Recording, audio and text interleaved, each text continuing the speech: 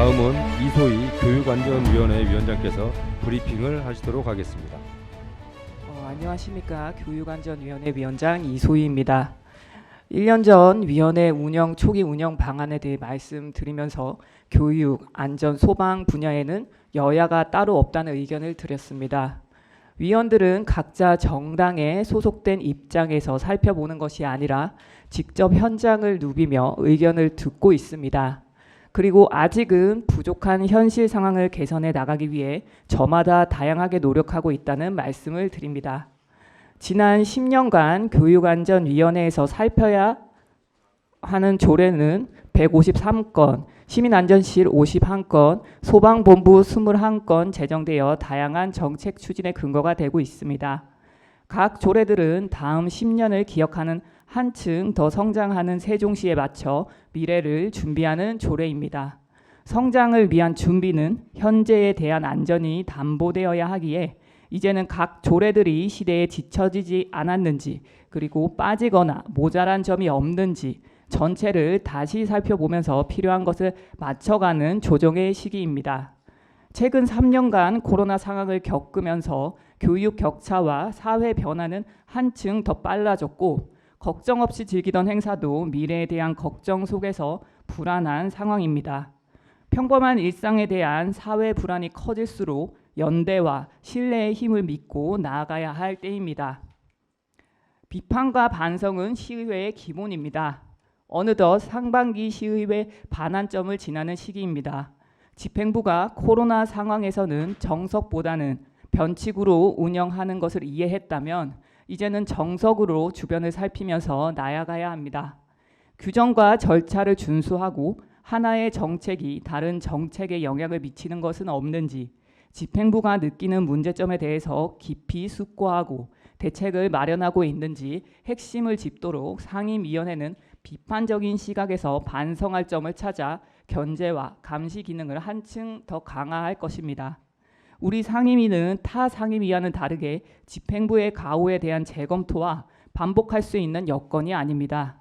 아이들에게 주는 소중한 교육의 기회들과 우리가 상상할 수 있는 재난 상황은 사후 약방문식으로 정책을 마련하고 대비해서는 안 될 것입니다. 기초학력에 대한 우려, 미래 교육에 대한 준비 더 이상 미룰 수 없습니다. 작년 학교 알림이 자료를 통해 세종시 고등학교 학업 저하가 심각함을 짚었습니다. 이것은 기관의 잘잘못을 나열하는 것이 아니라 국민의 세금으로 운영하는 기관이 갖추길 바라는 사회 현실을 직시하기 위함이었습니다. 집행부가 국민의 4대 의무인 국방, 근로, 교육, 납세 의무 외에 이해의 의무를 가져야 한다고 생각합니다. 이해를 하려면 세 가지가 필요한데, 현 상황에 대한 감수성, 그리고 정성과 정량 자료에 대한 이해, 정책에 대한 준비입니다. 현 상황에 대한 감수성은 세종 시민들이 무엇을 궁금해하고 무엇을 불안해하고 무엇을 못 믿을지 생각해야 합니다. 집행부는 그것을 미리 감지하고 어떻게 설명해야 시민들이 덜 불편할지, 불신과 의심을 어떻게 해야 최소화할지를 알아야 합니다. 이것이 상황에 대한 감수성입니다. 그리고 정성적 접근과 정량적 접근이 조화를 이뤄야 합니다.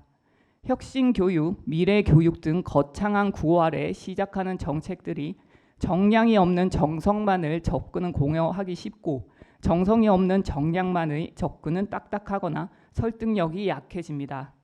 정책에 대한 준비를 위해 집행부는 진실을 말하되 시민의 의심이나 불신을 최소화할 수 있는 명확한 메시지를 쉬운 말로 해야 합니다.